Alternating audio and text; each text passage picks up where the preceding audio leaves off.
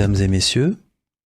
Nous avons rendez-vous dans cette vidéo avec le démontage d'un stylo Santini, ou tout du moins autant qu'il est possible de le faire. Tout d'abord, je vais mettre un énorme avertissement. Premièrement, ne démontez pas ce genre de stylo si vous n'y êtes pas obligé. Faites appel à Santini qui a un service client très réactif. Ensuite, vous n'arriverez pas à démonter tous les stylos Santini sans prendre le risque de casser quelque chose, et en particulier de la manière dont je vais vous montrer. La chose par contre qui sera toujours possible de démonter, c'est la plume avec son housing, puisque Santini propose des plumes avec housing pour remplacer votre plume qui est dans votre stylo encre. Je rappelle, tout le stylo est fait par Santini. Ne vous amusez pas par exemple à essayer de rentrer en forçant une plume Jowo. Rappel, si vous cassez votre stylo en le démontant, vous en supportez les conséquences. Typiquement par exemple, Santini n'aura plus aucune obligation de vous prendre le stylo en garantie. L'objectif ici n'est pas tellement de démonter tous les stylos Santini pour je ne sais quelle raison, mais juste d'aller voir comment c'est fait et voir s'il y a un côté qualitatif ou non. Je vais faire le démontage sur ces deux stylos Santini et je ne le ferai par exemple typiquement pas sur celui-ci. Et la raison en est très simple, c'est que la zone qui est ici ne vient pas facilement. Donc elle est probablement très serrée ou peut-être collée ou je ne sais pas. En résumé, c'est très facile d'enlever la plume bien entendu et le housing, mais par contre le démontage ne se fait pas ici. Donc si jamais je me mettais à forcer dans cette zone-là, j'arriverais peut-être à ouvrir, mais je risquerais aussi de casser l'acrylique. Comme je n'ai pas besoin de le faire, je ne le fais pas sur ce stylo. Par contre, je peux très facilement le faire sur ces deux stylos, et je vais vous montrer ça. Je commence par le plus simple, l'Unica. Le capuchon. Donc la première des choses, c'est d'enlever la plume avec le housing. Je vous montrerai après pourquoi.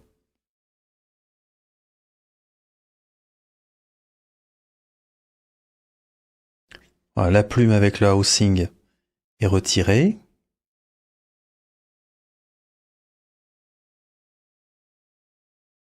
Rien de spécial là-dessus.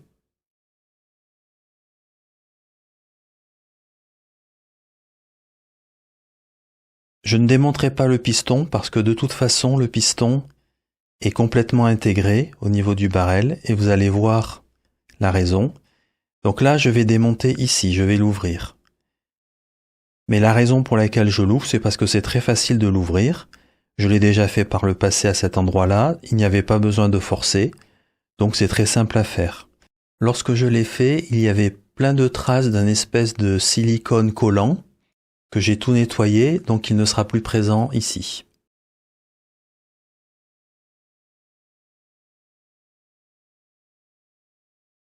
Sur ce stylo, je n'irai pas plus loin au niveau du démontage.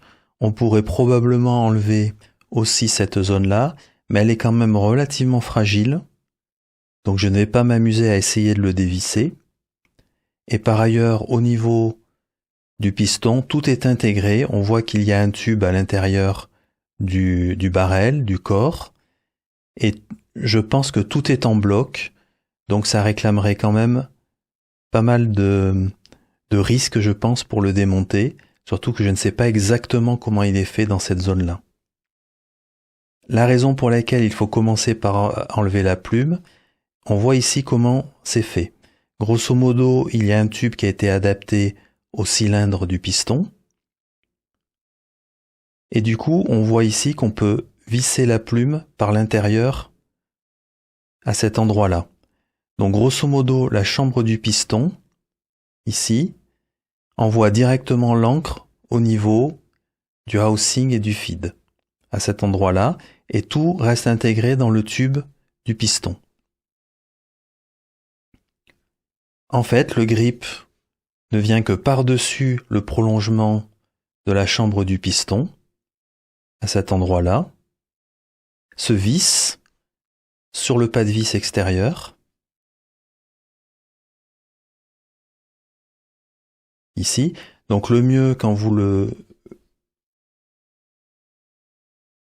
Donc le mieux ici, c'est de mettre un petit peu de silicone quand on remonte.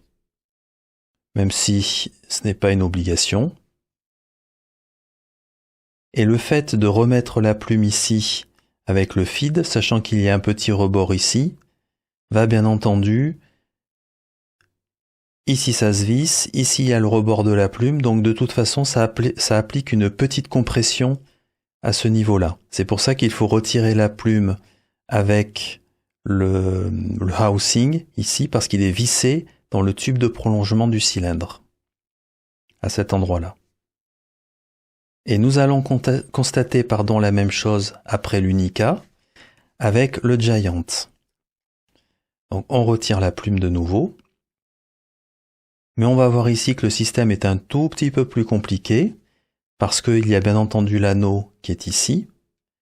Donc quand on retire le housing, du coup il n'y a plus de compression dans ce sens-là, puisque de la même manière le housing va être ici vissé à cet endroit-là, mais pas au niveau du grip, toujours au niveau du prolongement du cylindre, et le plat ici de la plume va venir comprimer cet ensemble.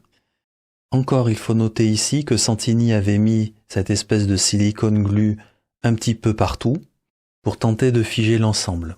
Personnellement, je trouve ça assez bien fait. En effet, le housing est directement vissé par un pas de vis intérieur à la chambre d'encre. Du coup, il y a une communication vraiment directe.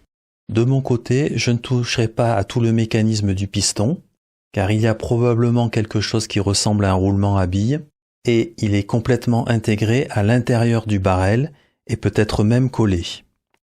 Hormis le graissage habituel du piston, vous pouvez aller voir ma vidéo sur comment graisser un piston sans le démonter.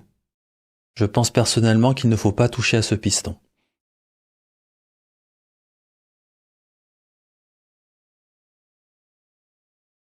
Mon avis est que la manière dont fait Santini de la sortie de la chambre du piston jusqu'à la plume est tout à fait intéressant et bien fait.